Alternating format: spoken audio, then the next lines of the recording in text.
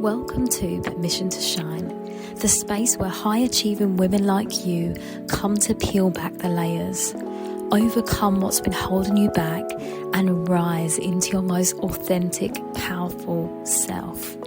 I'm your host, Sherisse Bisram, inner power activation leader and intuitive healer, and a woman who knows what it means to look like she's thriving on the outside, also while feeling disconnected on the inside. This podcast is here to remind you, you didn't come here to just perform, you came here to lead with your soul. Your obstacles, they're invitations to expand. And your power, it was never outside of you. It's been waiting within you all along. Each week we'll dive into honest conversations, healing insight and soul-led strategies to help you stop self-sabotaging, reclaim your light and lead your life, your business and your relationships from deep-rooted truth. So if you're ready to rise with grace, softness and fire, you're in the right place. Let's get into it. Hey everyone, so I have such a juicy episode for you. I feel like it's going to be your best friend in one episode, and what I mean by that is there's going to be some really valuable things that you need to take away from, but there's also going to be some real truths that might actually offend you just a little bit, but it's going to be enough to hopefully create such change in your life, because so many women, successful women especially, find it really hard to find the right partner, love and sustain it. And I feel like my guest today is the absolute, well, she's the queen of connections, by the way, and also a dating expert. And I just feel like we're going to get so much value out of Rachel today. So I'd love to introduce Rachel Mailer. Hey, thank you so much for that warm introduction. I'm so excited to be here. And yes, there's going to be some harsh truths going on, but as you said, it's needed. You know, you can take all of the soft advice you like, but unless you action it, you're never gonna see a change in the outcome. And I really do feel like there's going to be some real taboo things that we're going to bring up that women don't want to hear, but they need to hear it because that's how they're going to really find the love that they want in their lives. And I just want to make a caveat that I'm probably going to talk about more heterosexual relationships, but equally, if whatever gender you prefer, it's worth listening to anyway, because I think we can always get some value out of it. But I feel like we're going to be talking about masculine, feminine energy a lot. So just as a caveat for anyone listening, again, it can apply to all relationships, but that's going to be the main focus. So Rachel, I would love for you to tell the audience a little bit about why you do this work. Yeah. So this all started back when I myself was a single Pringle, and I started dating apps back in 2014. I know, long time ago now. Can't even believe it. You know, when they were first starting to come out and do its thing, I was like, yeah, I'll try that. I had a feeling I would meet my husband on an app just because of where I was in my life, going to uni, things like that. You know, I was happy to go out and meet people. That was never the problem. It was but where do I find them? What do I do? What do I say? And all of those other questions that came to it. After years and years of going on and off the apps, trying to do the in-person dating as well and keep on attracting the wrong person. In 2019, I turned 30, and that ticking clock just like hit me like a slap in the face. I was like, right, it's so loud, I can hear it every day. All those questions of, why are you single? Why are you still single? You're such a lovely person. Why are you still single? And you're like, I don't know. I guess I just haven't met the right person. And then I went on not a bad day as it were, but I just remember feeling like I have to get out of this situation. We weren't clicking, I didn't want to go down oh, I just don't want another date with you. I kind of did, like, I really needed to get away, a friend has an SOS. So I was like, and he went, oh, I'll wait for you for your bus. And I was like, no need, there's my bus right now. And I just jumped on it. I was in my hometown. So I did know vaguely like where I was, but I did realize quite quick that I got the wrong bus in the wrong direction. um just to get away from this person. So once I eventually got home and, kind of chilled out, I realized that maybe there's something within me that I am doing incorrectly within the dating sphere that I can change to get a different outcome, because I this is just wasting my time, and I'm 30 now. I can't waste my time anymore. I want to get married, have children, and start that next part of my life. So I just sat down with myself, talked to myself a lot in the mirror, and said, how can I use my knowledge that I already have with my teaching background, attachment theory, reflection, observation, and figure out through the conversations I've been having with people, where are those red flags that I was missing because I was hoping for potential in somebody. And I just went dive deep, and through the next 3 years, I meticulously went through and every decision reflected on to see if it became a different outcome. And that's how I created my now proven dating strategies, through my own experience, and then branching out to, clients wanting the same result that I was sharing naturally on social media. Um, and they got great results too. I have 100%, success rate of these results, and it first started with me. And I can say that on the 4th of Feb 2022, I went on my last first date, and then the 21st of October 25, we got married. So I got my husband from an app that I thought that would happen back in 2014, then 2019, saying that out loud to, my closest friends and family, which I understand sounded insane. It did. It wasn't the norm. I was breaking out of that, but I just had this massive pull, and I knew that if I could figure it out, it would happen. Like it, there wasn't another option. And it starts with having that really strong belief that that person is not only out there, but they're also looking for you too. It's not a one-way road. So if you can align both yourselves, they're trying to figure it out. So if they are trying to attract you and you are doing the right things to attract them, then you're going to attract each other. You're going to be on the right path. Like, it's not about, people say, it's not about the quantity, it's the quality, but it's also about being on the right path.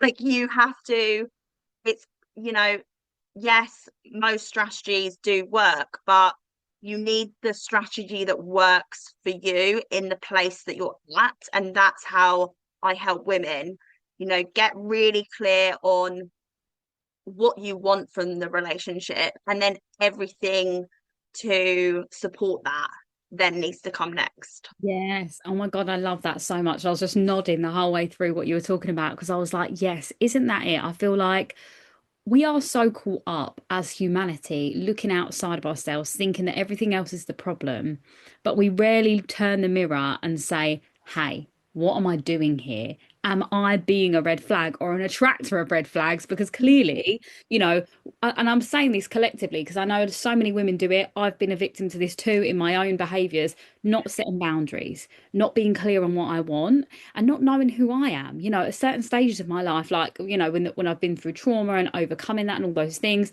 I was performing a version of myself. And so in those times when I was really in survival mode, I didn't know who I was. So of course, if I was going to date anyone, I was going to attract the wrong type of person because I wasn't who I feel safe to be. So yeah, so much there was so important. And I think that yeah, we don't like to hear it.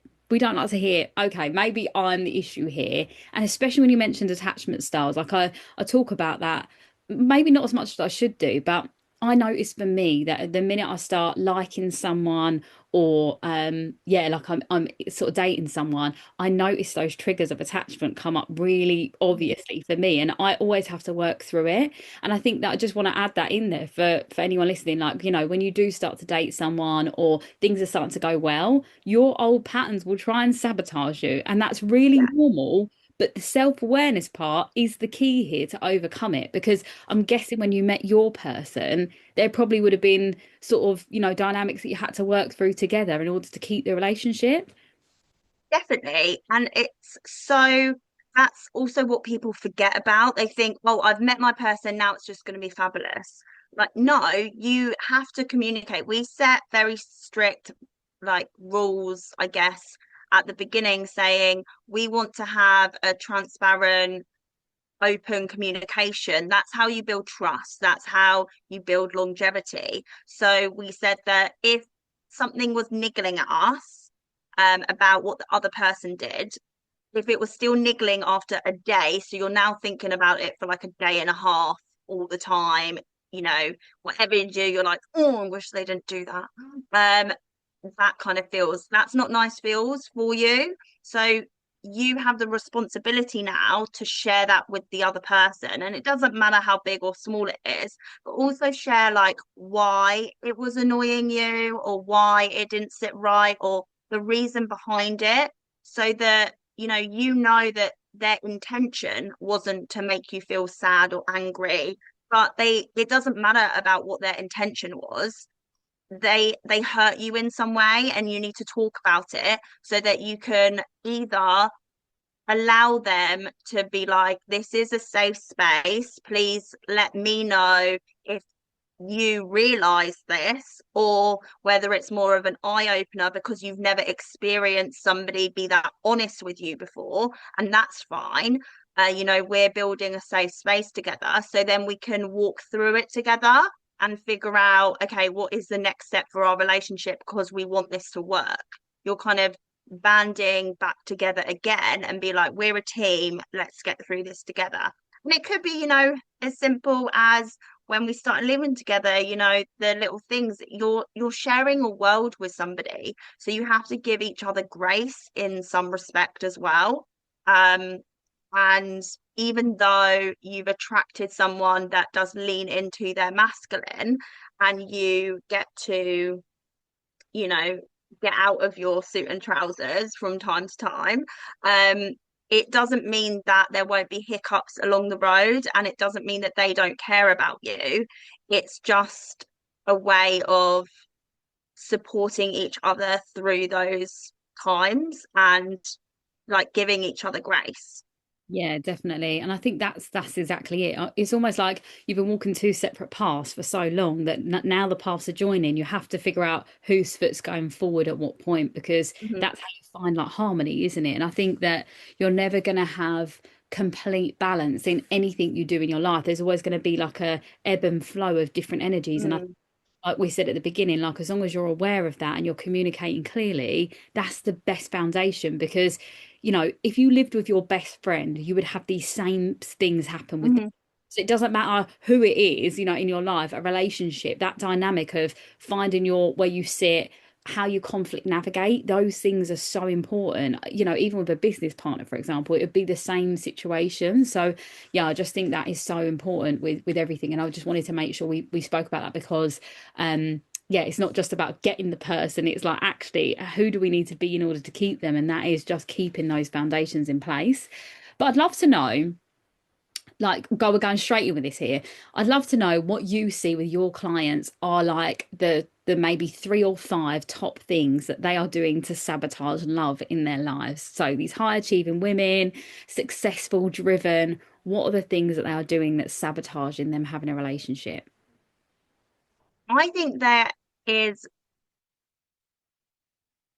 so there's definitely ones that speak out to me the most, and that is kind of misconception on both parties. So us high value women coming into it, you know, the a common misconception is that women think that these high caliber men that they want to attract are, you know, their kind of ego might falter because they're so successful.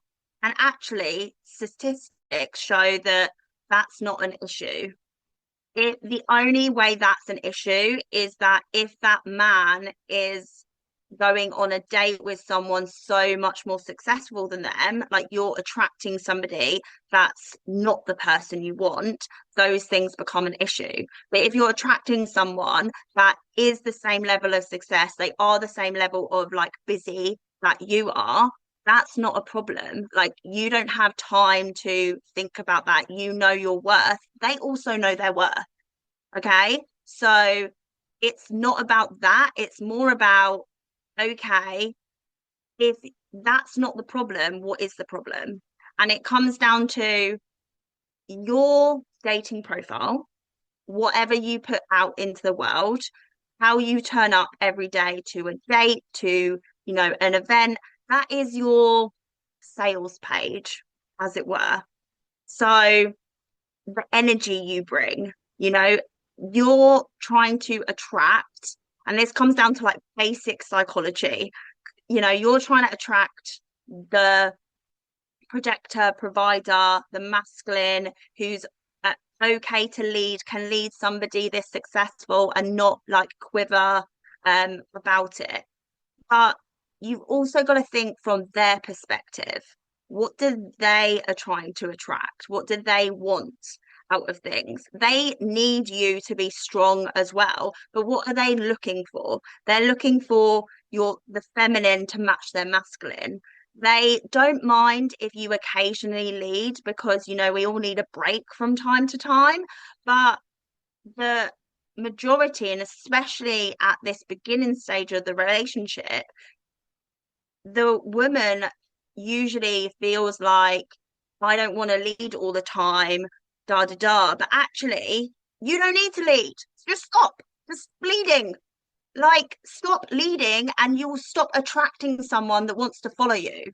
You will attract that guy that is happy to lead you, but you also have to relinquish that power in a sense. And it's not, you can't think of it like you're giving away your power. You're actually gaining your power. We all know that women multiply things. So if you give away a little, you're going to then feel safe and supported and tenfold that back.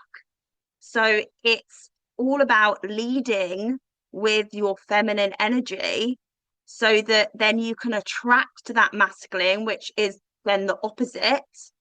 And then in turn, you know, that matches together. And yes, other things, personality and traits and all of this comes into it to make sure they are, you know, matching your non-negotiables, what you want in a relationship. But firstly, you have to lead with that feminine energy, or otherwise you're going to get nowhere. It's always going to feel a bit disconnected, like there's a missing piece of the puzzle, you know, and that has to start from the outset. So whether that's you're meeting them in person, maybe at an event, you know, it's, if you're not going there for business, you're going there to attract your partner.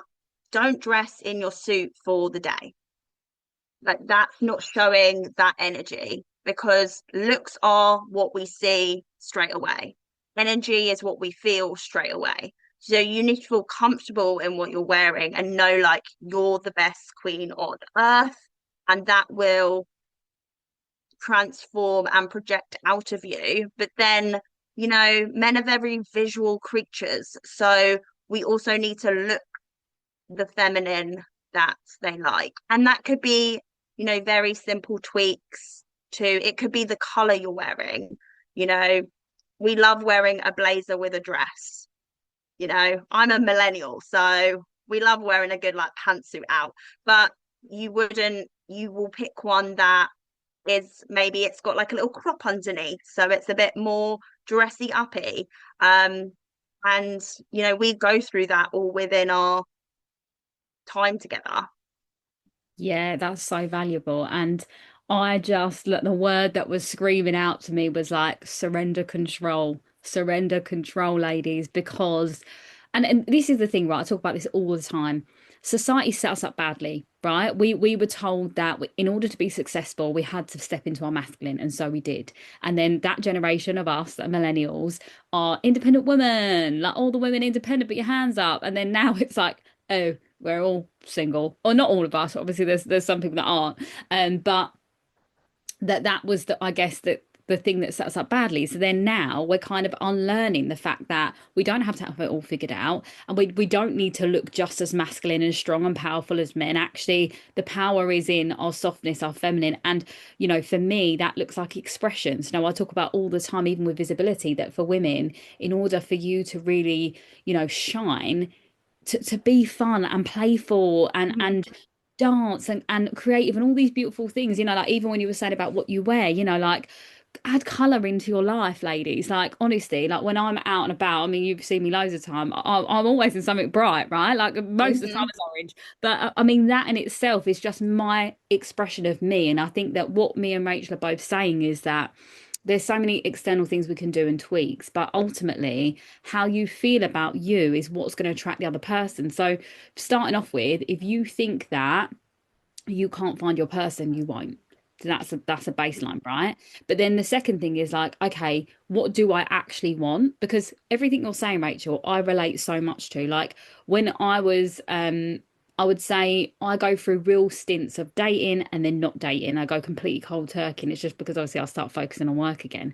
And most of my life I've been single because my career was my most important thing. So whether that was being a professional dancer or obviously now in this work, and the stints that I have dated, I look back on those relationships now and I can see where, like maybe 2018 or whatever, I was so in my masculine. Like I was literally man. And I feel like I've always attracted masculine men. I've never attracted men that weren't masculine because there must be something about me that had been feminine at some point. But then the relationship always went sour because I flipped into masculine, I flipped into control. And then like the very last relationship I had, I can see where he projected that he was masculine, but actually was quite feminine underneath it all. And I was like, oh, so then that last relationship I had, that last year, well, it's probably been 2 years now. I've really done that inner work. So then when I've started dating again, I feel like I am completely in my feminine now. And even when I've sort of gone to be in my masculine, because he's so masculine, he kind of makes me feminine again, which is really interesting, isn't it? Like that back and forth. But it is the surrendering control. And like I said, we were taught wrong, ladies. So it is a frustrating thing. And I feel like a couple of women or dating experts that I've had on that have said this to us as women, we've been really annoyed about it. Like, I don't want to be soft and feminine and innocent, but you don't have to be in every area of your life. Your business still requires you to take masculine action, but you want to be with a man, like you said, that does want to take control, that does want to lead, that does want to show the way. But all the time you're stepping in to micromanage, you're not allowing him to lead. And that's the key part, right? Definitely, yeah, you're not allowing him to. And also, you spoke a lot about your environment. You're, yes, you are busy and successful, but like I said before, so is he. So there needs to be some kind of compromise within that, and allowing you to fit, because you can only nurture a relationship if you're willing to nurture the relationship. And the moment you decide, actually, I'm not gonna do that, or you've cancelled one too many times or something, it like you need to spend time together to nurture. And that's why it's so important at the beginning, especially, to not allow our lovely, our lovely brains to get in the way and to kind of attach ourselves to them, and to remind yourself that I'm going to allow this masculine man that he says he is to lead me into the day. I can suggest, we have, I don't know, a classic day is like mini golf, for example, and it's coming into like summer now. So, it'd be like, oh, you're from my area. That's great. I heard of this cute little mini golf place that like my friend went on a date with, and I thought it would be really fun and exciting to do. Plant that seed, see if it blossoms. I'm free like next I don't know, Wednesday night or something, or like Wednesday day or whatever. And you'll be like, are you available? And then allow him to ask you on the date. So you're allowing him to take the lead, but you've given him the information that he needs to make that decision to allow him to lead. And then Mm, if he doesn't, well, all right, that's a bit, off to me. But, try it again. And then if he doesn't, well, he's obviously not interested, yeah. like someone that's interested will ask you on a date because they want to go on a date with you. And that's that. And having those strict boundaries for yourself is attracts men. Like Mm, men who want your success to match their success, to build that life together fruitfully, like they obviously like boundaries. They've been very strict in themselves to be able to grow and nurture something of that magnitude, and they respect that you have too. They are already aware that you are going to have your own set of boundaries, non-negotiables that you want in a partner before you've even said anything. So the fact that you both know from the offset that you are open to a long-term relationship, marriage, whatever it is, life partner, you guys already know that from how you've started this conversation. And he already knows, even if he's not willing to admit it, that he already knows that you're going to have some strict boundaries on that because of the woman that you are, the woman that you've presented through the information like provided. And nowadays it's very easy to find someone's like social media page, especially if you're running a business, because it's open to the public. So yes, he probably has searched for you and can see like what you're like. So you don't need to lead with that you like run your own business, you're a CEO or whatever, because he can find that out for himself, and he probably has already, which is why he's still talking to you, because he understands you're on the same level as him. And then it's about being that strong person, even if your gut is turning a little bit because you've never been so open and honest right from the offset, and just asking those questions that you need to know because they're important to that future relationship. So for mm, me, it was I wanted to get married and then have children. So I knew that from definitely before date three. Date three is like cut off, but definitely before then. So I started the first time doing this on date three, and I thought, oh my God, I've now spent 3 dates with this person that doesn't want the same thing as me. I'm going to say on date one, even if it's a bit like, oh my God, mm. what if they reject me? I had all of those intrusive thoughts like you do, but it was so important to make sure that everything you're doing aligns with those non-negotiables you have set for that relationship. If it's that important with you, you will make it happen, and you'll only make it happen through those really strong boundaries. Yeah. Because if they do reject you, which, isn't nice to happen to your face, but it's so much better to happen on the first date when you don't know the person, when you don't care about them, you have no feelings attached. You can be like, okay, bye, great, like nice date, but this isn't going to work out because you don't want to get married and I do. It's really important to me, and then having that strong, powerful ability to then reject them if they offer friendship, because that's definitely happened to me and my clients. And I've just told them, do you want to be friends with them? You've got no reason to. They don't want to marry you. You're never going to date them again because they don't want to marry you. And they're like, no. And I'm like, that's okay. You can say that you don't want to be their friend. That's Mm. not why you started your dating app, is to find more friends. You can go out and find more friends yourself. That's not your problem. Your problem is the love part. So if you're not going to be their friend, then you don't need to talk to them. Yeah, So absolutely. you can reject them because it's just a waste of time. It's just somebody in your phone that you're never going to talk to. Yeah, and I'm sure What's the we've got point? loads of random contacts like that we've had for 100 years. Like, but I actually go through every couple of full moons. I'll just go through and like delete people's numbers. So I actually don't have many contacts anymore because I'm just clearing away the people I haven't spoken to. Even old friends I do that with as well, just to create space. And I think that Yeah. I feel like as well, I heard about I don't know if you've heard about this as well, but when I've like been in that intention of like, right, I want to meet someone now, I clear something in my house. So whether it's a drawer or Hmm. clothes or just like receipts or whatever, just to make space. And I think that that is like a bit more of a woo-woo thing to do. But for me, it's like, okay, like universe, this is what I'm calling in for myself and I'm making space for it. And I think that even in our own lives as well. Like if your diary is back to back every single day, you've got no room to fit anyone in. So you need to start Hmm. allocating a couple of hours a day to free time. You know, even if it just means you read a book or you just go for a coffee and a walk, like that's something you can do with someone eventually. So, you know, right now, if you create that space in your diary, you're saying to the universe, this is what I want, and I'm making space to make it work, you know?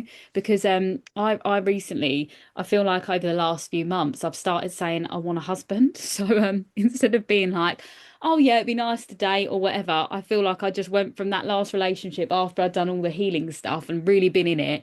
I was like, right, okay, I feel like I'm ready now. So I'm like, yep, it's I want a husband or nothing because I'm not wasting my time now. You know, I'm not. I'm equally probably, well, I'm mid-30s now, and I'm like, no, whoever I date will know from the start I want a husband, I want to have kids, and yeah, that's where my intention is. And so yeah, the people that are interested and want to stay, that's the journey, right? And I think that again, it saves time. You're not wasting your time. And I think, like I said at the beginning, like we said, the boundary to clear communication, it does feel uncomfortable, but like you said, you don't want to waste your time. It'd be like, you know, when a client comes to you and they're not sure, they're not sure, they're not sure, and you waste like 3 or 4 calls with them Hmm. to not be sure, and they don't commit in the end anyway, you've wasted your time. So a lot of women, myself included, the boundary is we have a connection call. If you're not ready to work with me, that's cool. We might share a couple of messages here and there, and then when you're ready, you can come in, right? It's the same with dating. You can't like leak your energy everywhere because then,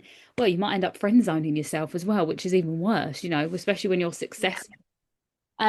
So I would love to I know. would just, sorry, I'd just like to go back off on your point about the space. So that is so true.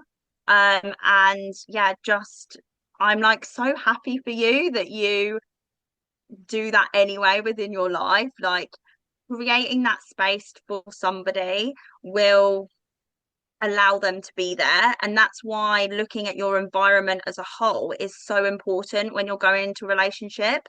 Lots of my clients come to me not having that space within their just normal day to day. And it's not about you need to do a hobby. That was, I think, such an old thing to do, you know, especially post COVID. Like, oh, go meet people, go get a hobby. Um, but it's just allowing yourself to be like, okay, I'm going to free up this time, like you said in your diary. You know, I block stuff out and I just put me time.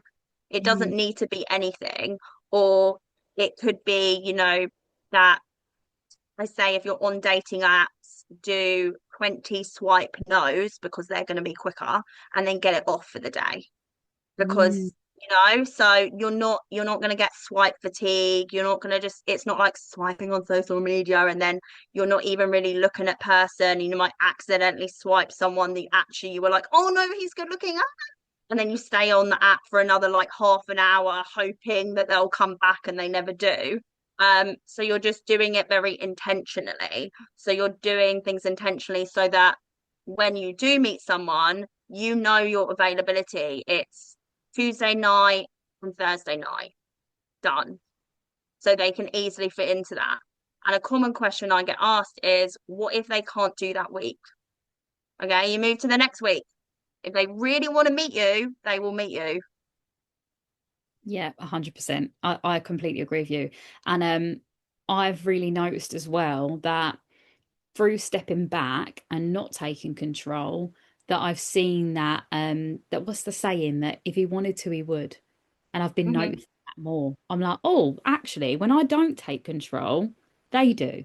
And when I don't Hmm. plan anything, they do. So it's like, if they, like you just said, if they really want to take you out, they want to speak to you, if they want to message you, they will. But you have to give them the opportunity to do that, because I know we're busy. I know we're busy as women and as business women and all of the things. And we're like, right, you're not scheduling a client call. You're actually, creating space for an opportunity for a future for yourself. You have to take that head off and put the Hmm. feminine head in. And I remember another coach that I had come on, and he spoke about relationships, and he said about, he had a client that had like rose essence, and like after she finished work, she'd get in her car, she'd put the rose essence on and smell it, maybe put a little bit on her body and listen to like just girly music or whatever it was that Hmm. made her feel really sexy. And then she'd get out and she'd go to the shop, she'd get a coffee, and then she'd notice men start to interact with her more because she wasn't in her masculine anymore.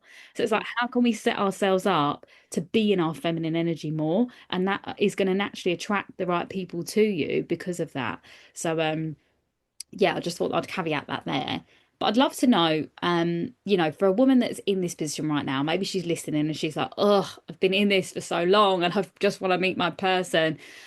Where would you say are her, I mean, obviously we're going to put all of your details in, and I'll get you to explain how you work as well in a moment. But for right now, like, what are three key things that she could do that would, yeah, make her more who she wants to be, or the person that she wants to attract? Yes, good questions. So I'll start with who she wants to be. I would,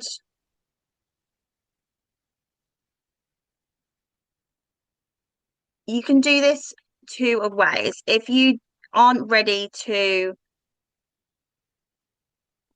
look fully within yourself, then I would ask my close friends about what they see when I'm with them. Like, what do they love about me? And just give yourself that grace to hear it, because sometimes it's hard to, as especially as women, to hear compliments if we're not used to it. So first we need to start, you know, hearing nice things about us. And it's so lovely if you're going out with intention to be like, hey, um, I'm having this problem, just, you don't even need to do it face to face. Go in your girl group on WhatsApp and just pop this question and watch it all happen. And reading it as well will just solidify in your brain a bit more that this is how I'm projecting outwards right now. This is what my friends love about me, you know, and you don't need to ask them what I need to do to change. Like, that's not what we're going there for. Um, and just be like, oh, thanks guys so much. That's really helpful. And then just take that away and sit with it. Like, this is the closest people to me. They love me to bits and they love all these traits about me. And then think, are these traits, do I want these traits in my person as well? you know the majority is going to be yes, because it's going to be loving, kind, you know generous, da da da. And then you can think, what is it about a relationship that I want? So not why you want to be in the relationship, that's like marriage, children, da, da. But what is it about that relationship that you want? And just sit with that. If you're more of a talker, you can voice note the question out. If you just want to sit there, or you feel like you want to talk to someone but not talk to anyone, do it in the mirror. So you're kind of talking to someone, but the person back you can kind of pretend is somebody else. And just think about those really important questions and figure that out. Then you want to move on to, okay, what are my non-negotiables? What if I'm on a date and somebody says to me they don't want kids? How would I feel about that? Right. And then that becomes one of your non-negotiables. Okay, they must want kids. And that is something very easy you can find on a dating app. You know, a lot of these ones have that freely available, and you don't even need to ask the question. You can drop that into conversation like, oh, I saw in your profile that you wanted kids. Like, how many kids do you want? But it's not something that you're unaware of. Marriage one is a bit more tricky, but you know, just like you were saying earlier, you want children, but you also want to get married. And just like me, it was very important for me to get married first and then have kids. So you can bring up the children and then it end with the marriage question. Or you could be like, oh, do you have any nephews and nieces? Oh, are your, you know, or like, are your parents still together? Oh, I would love to get married. Would you? So it's about you sharing something about you and then asking that open question back to help gauge that. And you can do that on message, you know, it's easier on message because if they reject you, you didn't have to spend all that time getting ready. Yeah. You just be like, cool, no date for you. And God, I didn't waste my time any further. And look at it at the positives, you know, you're gaining time back by everybody that rejects you, Yeah. or you reject them too. And you can say something vague like, oh, we're just not vibing. Yeah. Most people are fine with that right at the beginning, you know. I actually think people prefer to be told as well. Like I think that we have this ghost mentality, don't we, on dating apps? Mm. And even with talking, sometimes people just go completely ghost. And I hate that. And I feel like if I'm always super transparent, anyone I've ever dated, I've always given them an explanation of how I felt. And if, all my friends are like, you don't need to do that. I'm like, no, I need to do it for me. I was like, it's not for anyone else. It's just so I can say, this is how I felt through this situation. It's a shame that obviously it doesn't work, but yeah, this is where I'm at with it, you know. So, and that's after we've had either a conversation on the phone or a chat in person, just so I've kind of like sealed the deal of like why this didn't work. And I feel like that's great feedback for someone because then they can look back and say, oh, I really did like her. What was it that went wrong? And then they can look back and say, oh, okay, it's that. And that's helpful. I would like that too. I would like someone to also tell me this is why it didn't work. That's why I ask for the closure because I then know you don't need closure though, just a disclaimer, just for anyone else. But I loved you know, the points that you said there, and that's absolutely something that I would do with my clients just for life, you know, not obviously I don't do relationship stuff. I mean, it kind of fits in a little bit, but obviously not the same as your work at all. But I always ask them to ask their friends, like, what do they think about you? What do they love about you? Because this is our thing, like our brains are wired based on past experiences. So if you were good at school, if you were told you were ugly at some point in your life, you've believed that your whole life. And then so you are overcompensating as an adult because you've got this preconceived notion that you think people don't like you or that you're the problem or whatever. And I will say, sometimes we are the problem. Just a disclaimer for that, because sometimes we have a high expectation of what we think people need to meet us by, especially with successful men, by the way. And I say that as because I feel like, you know, I know a lot of friends that have done it. They want all of these like tangible accolades that they want someone to have achieved, but not the actual internal connection. Like, you know, we said kindness and like, you know, trust, loves their family, you know, all of these things. So I'd ask you, especially successful women, if you take away all of those tangible money questions, what is the character of the person that you want to raise your children? Because that is the question that I always ask, because, you know, family is such an important thing to me that if everything was stripped away overnight and no one had a business and you were just left with two people just existing in the world, maybe in a zombie apocalypse, I'm just going to throw that out there, how would you survive together? You know, because if all you've connected on is the fact that you both make money, that's not a really tangible, not even tangible is not the right word, but it's not a deep, meaningful relationship. It's just surface level. And I feel like this is where so many people go wrong because they're looking at, oh, they're a CEO, I'm a CEO. Cool, that'll work. Do you know what I mean? But it's actually like, oh no, he's actually cheated on every single woman he's been with, but he's interested in you now because you're the next thing, you know? So we've got to be really clear on our own self-worth and also what it is we're calling forward, which I feel like you've said so wonderfully. So, Rachel, how do we work with you, find you, and all of the things?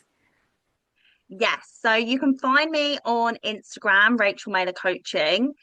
If you want to work with me, there is a couple of ways. So obviously we've talked a lot about feminine energy and how you can project that forward and how it's so important if you want to attract that masculine man. And I have a free quiz that you can take. There's 10 questions, really not that long, and it just goes through how you're dating right now, and then it comes out with a personalized answer for you, and shows whether you are that radiant queen projecting that radiant energy that you think you are, or whether there's some things that you actually need to work on to become that person that you want to attract that man. So if you're feeling at the moment like you're going on all these dates but you have no idea why you keep on attracting those people that are ghosting you, that are standing you up, that have that missing piece, then this is a great quiz for you. And obviously they'll be in the show notes. And then also you can book in a call with me. And yeah, just DM me the word on Instagram, Sparkle, and you can just book in a call. I'll send you over a link. We can have a chat very similar to this, and I'll ask you, nice open questions to see where you're at right now and where you want to go, and then we'll create your map together. Yeah, that sounds amazing. And the quiz sounds really interesting as well. So definitely have a look at that, ladies, because I feel like that's going to be a really great thing. I think we all need that, don't we? To be told, right, this is where you're at right now. Where are you planning to get to? And then obviously you can help them with that. So yeah, amazing. Thank you so much, Rachel. There's been so much value in this episode. And I feel like there's so many more questions I could ask. So I feel like we'll get you back on and I'll be asking other things as well. Because I'm like, yes, want to know more. So to finish the episode, I always ask a soul to soul message. So it's based on what we spoke about, or maybe something you might have said to your younger self at some point, but what's on your heart right now that you want to share? I would say that if you're worried about being seen, even as the women that you are now, so this goes back to what may have happened in the past, just know that your person will not care that you were like, that uncool person back when you were a child. They won't care. They will support you and love you, and they will love all those bits about you that you kind of waver on right now, and they will be there to support you. But you do have to, even in those conversations, allow yourself to be vulnerable and take that step back. So you might go into it with your feminine and, with some boundaries, I guess, walls in place to protect that part of you, but you will relinquish that once you know that it is a safe space for you to do so. So I'm not setting you up to get hurt again. We're setting you up so that when you are vulnerable in that way, that person will accept you.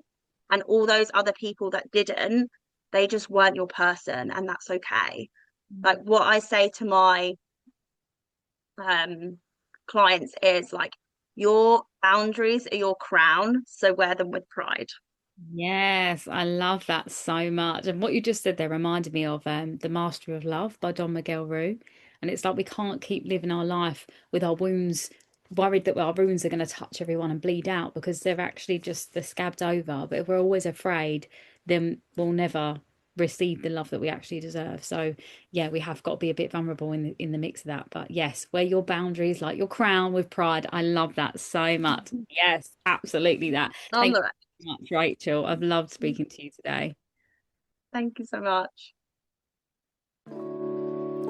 Thank you for listening to this week's episode. Please do like, follow and share with a woman that you know needs to hear these words today. The more women that get to listen, the more impact and change and transformation I get to make into this world, and the light in you shines on others. So sharing that forward is absolutely the mission of this. This is how we all give and get and receive the permission to fully shine. I also have some really incredible things happening this year. I'm hosting the second She Rises event in April. So if you want to find out more about that, click the link in the description. And I'm now newly launching my first ever group program that is called Unforgettable. And it's taking you from performing visibility to embodied authority. So whether that's hosting your own podcast or being on stage or being the leader of your field, and you're ready to fully embody this version of you that has this dream and ambition, that you know the limiting beliefs, the childhood experiences, the generational trauma that has stopped you and prevented you from fully stepping into who you came here to be. This is the space where we get to write a new story, a new chapter in your life. And I'm so excited to hold that space for you. And as always, if you're looking for one-to-one guidance and support, drop me a message, because there's always spaces available for you. I send you so much love.